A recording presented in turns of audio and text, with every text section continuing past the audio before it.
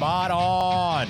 Spot on. All right, first topic. Allen Gustafson's call to have Chase Elliott pit early was more luck than strategy. Spot on, spot off, Todd.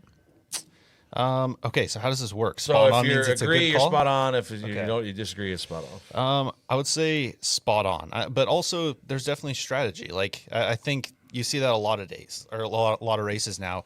In that last stage, there's guys banking on a caution in that last 20, 30 laps.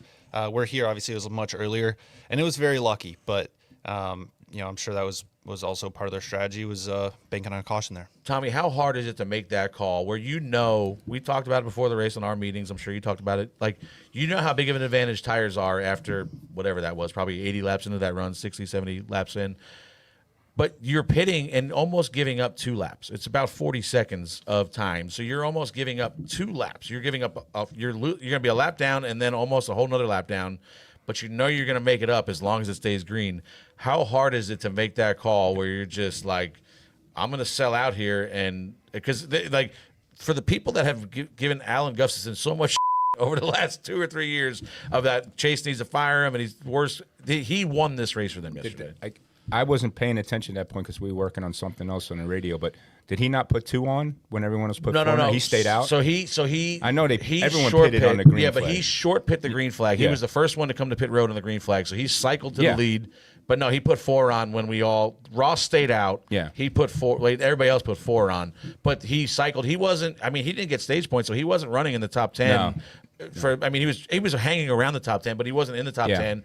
And then they made this call. It's a Hail Mary. And they were probably, maybe 10, 15 laps from coming back to pit road because that was the play of, I've run the tires off. I got to come back now and try to make it up again. Well, I think that was going to be the end of the pitting, when we all pitted but that there's last no way. green. I don't think there was any way he could have stayed out because he had no choice. He would have no choice. He was live or die. I think they were just trying to get track position at the time and maybe hope for a caution.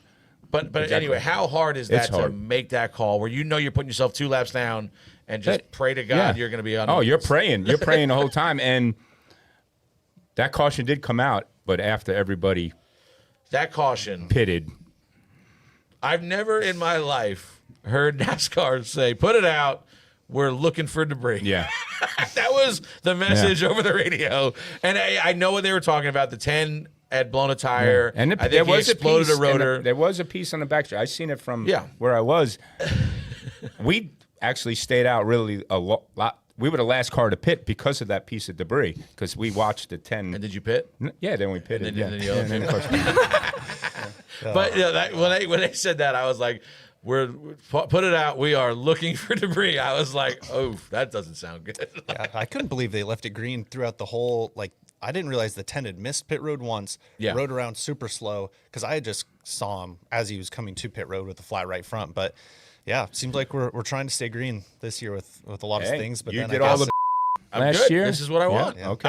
And yesterday when we had pit maybe 10, 15 laps before that, and I'm like, we had just passed Chase to get back on the lead lap, and I was like, do not stop. Because if we ran long, we probably would have cycled back to where we were running like 10th or 12th, something like that.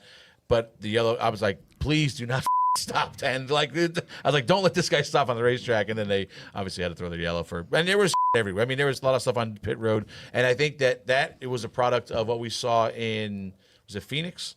Where somebody blew a rotor and we all got flats under yellow. I think that was if there's rotor parts somewhere, we have to throw the yellow because you don't know where they're at. Yeah. There's a bunch of them somewhere. But yeah, that was, I don't know. I'm spot off that it was luck. I think it was a great call by Allen and he took the risk and it paid off. And that was a product of the law race. of averages, there always is a caution there, you know. So obviously they game planned it, right? Took a shot and got the track position in the jump, I give him props. He said he still doesn't have social media. I mean, Allen? Yeah. He can't have social media. probably smart.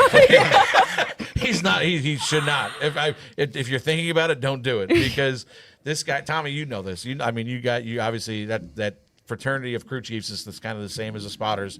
Allen is a really, really, really good crew chief, and the fact that these people have been calling for his head for 3 years is kind of ridiculous. No, Very ridiculous. Yes, I don't even want to.